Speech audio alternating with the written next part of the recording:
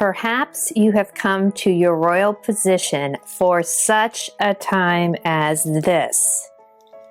It is one of the most famous quotes in the book of Esther, and we are going to hear it in our lesson today. And this quote creates Esther's big moment. So keep watching so you can see what happens next. Hi everybody, before we get started, if you wouldn't mind clicking subscribe to my channel, I would really appreciate it. And at the end, please like and share this video. Now here comes today's lesson. Welcome back. Today's lesson is on Esther chapter 4.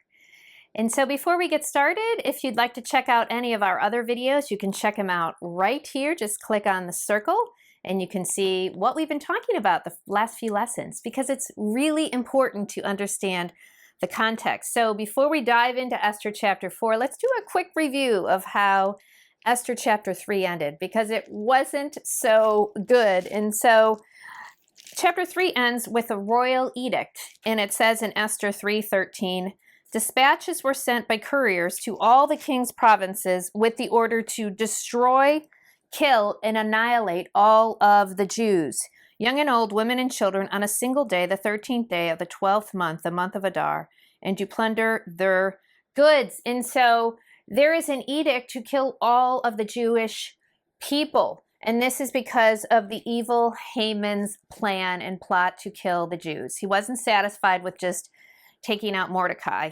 He wanted to kill all the Jews and took this opportunity and convinced the king to create an edict, and the king handed over his signet ring to stamp it with the royal stamp. And so we pick up now in Esther chapter 4, which is a big chapter, an important chapter, because Esther has a decisive moment. And so Esther is in the castle. She actually has no idea this edict has happened, and the people are in mourning. It says in verse Esther, starting in chapter 1, or Esther 4, verse 1, when Mordecai learned of all that had been done, he tore his clothes, put on sackcloth and ashes, and went out into the city, wailing loudly and bitterly.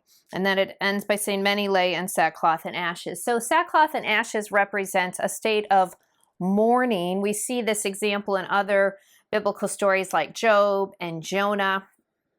And so it's a sign of mourning. It's a physical sign of mourning. And so they are weeping because they are going to be annihilated per the king's edict.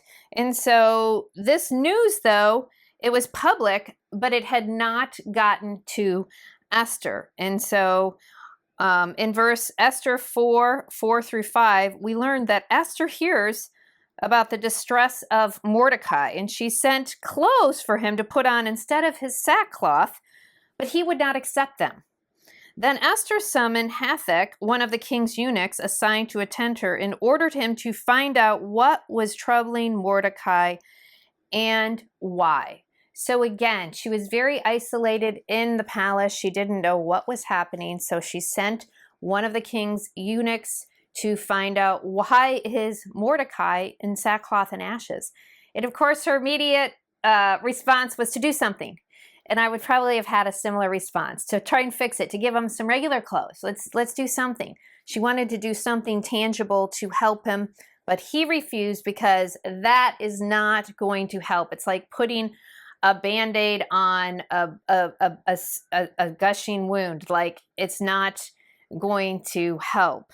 And so what happens next is she's isolated in the castle. And so Mordecai doesn't only send a message back to Esther, he actually sends a copy of the edict for their annihilation. And it says in Esther 4:8, and he told him, this eunuch, to instruct her to go into the king's presence to beg for mercy and to plead with him for her people.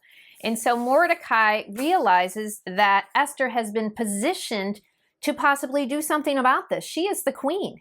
The king had made this edict, and so Mordecai is saying, go to your king and beg him. But there is a problem. Not only does she have the secret that she's a Jew and the king has no idea, but she had not been summoned by the king for 30 days. And she says in verse 4:11, all the king's officials and the people of the royal provinces know that for any man or woman who approaches the king in the inner court without being summoned, the king has but one law, and we know how he likes his laws. He's leaning on his laws throughout the story, that they would be put to death unless the king extends the golden scepter to them and spares their lives. But 30 days have passed since I was called to go to the king. So Esther is in a real conundrum because Mordecai is saying, look, we're all going to be killed unless you go to the king. And she's saying, I can't go to the king. I have not been summoned. And so she is actually putting her life on the line by going to the king without him calling her first. And so she is in a huge predicament, and I'm sure she's thinking, why hasn't the king even thought of me? Why hasn't he called on me? So she has no idea what's going through the king's mind. Maybe he knows her secret. And so anyway, as she hesitated and she thought, Mordecai persisted and he sent back an answer. And this is one that is very important. And we've heard before in Esther, starting in verse 13 through 14. Do not think that because you are in the king's house, you alone of all the Jews will escape.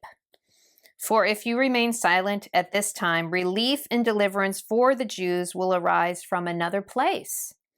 But you and your father's family will perish, and who knows but that you have come to your royal position for such a time as this. And so basically Mordecai is saying, you're in this position to do something about it. And if you don't, not only are we going to be wiped out, but you are too. But Mordecai trusts in the Lord and he says, the deliverance will come from someone else if you don't do something. God is going to deliver us. And so what a statement by Mordecai. And this is Esther's moment. I have the chills. She has to act. If she does not act, she will die. Either way, she's in a predicament. And so she says she'll go to the king. And here's what she says in verse 15 through 16. Then Esther sent this reply to Mordecai. Go, gather together all the Jews who are in Susa and fast for me. Do not eat or drink for 3 days, night or day. I and my attendants will fast as you do. When this is done, I will go to the king, even though it is against the law. And if I perish, I perish.